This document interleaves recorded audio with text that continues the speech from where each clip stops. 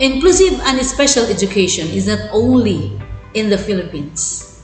It's not only established in the Philippines. It's also established in other countries. So we have some, only a few countries, but some of the countries who has this special and education, inclusive and special education program.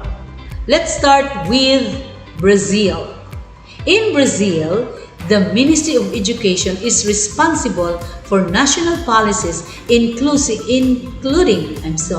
inclusive education. So in here, we have the Department of Education who is responsible for this kind of program. But in Brazil, they called it Ministry of Education. The second one is China. In China, there are schools and vocational training centers for children with special needs. So it's not only schools, but they have also special training center or special education center.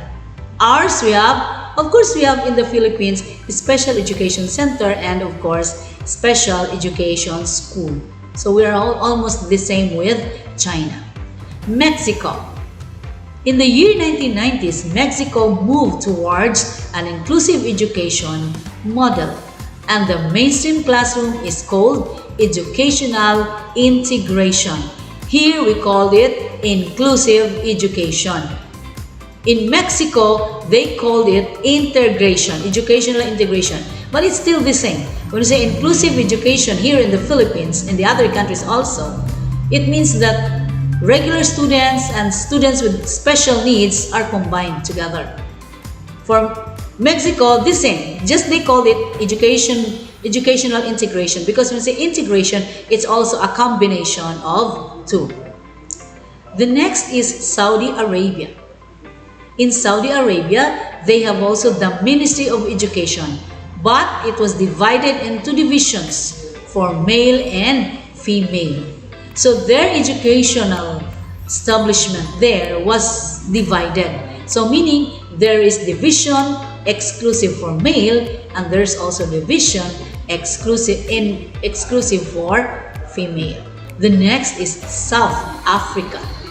In here, parents of children with special needs are often tasked with fighting the system to get their child into a mainstream school.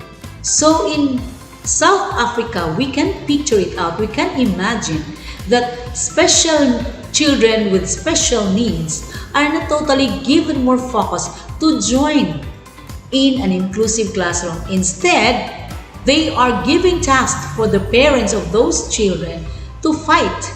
To fight that their children should be given equal education treatment and they can join in a mainstream school or they can join in an inclusive class. Then we have the United Kingdom.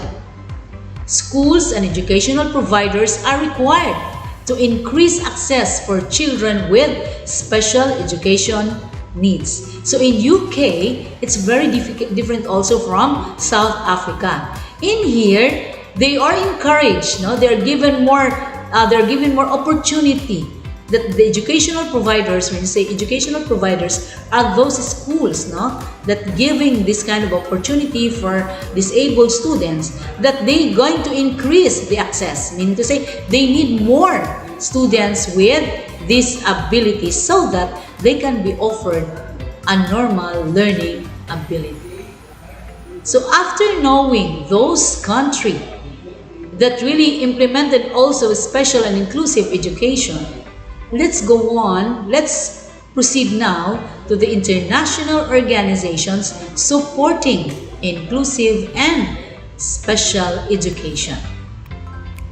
The first one is the Mobility International USA.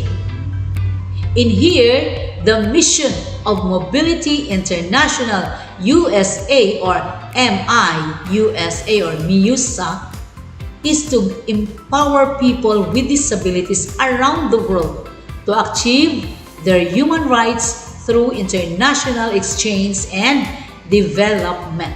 So MIUSA, the goals or the purpose of MIUSA is to give also chance to those disabled person in all around the world to achieve their rights, to get the rights through international exchange and development. The second is Inclusion International, or the II. It is a global federation of family-based organizations advocating for the human rights of people with intellectual disabilities and their family worldwide. Global Federation of Family-Based Organization. So this kind of organization is not only focusing in the class, is not only focusing teachers and classrooms and students, but they prefer to have a family-based organization in which giving more opportunities, giving more practice of the human rights of the intellectual disabilities. And the next one is International Disability Alliance, or the IDA. Represents more than 600 million people with disabilities worldwide. Can you imagine that? People with disabilities is already in the number of 600 million. And that's now the target, and that's now the purpose of IDA. They are going to represent those 600 million people with disability in worldwide. So they are protector, they're going to give opportunities for disabled person to move around the world.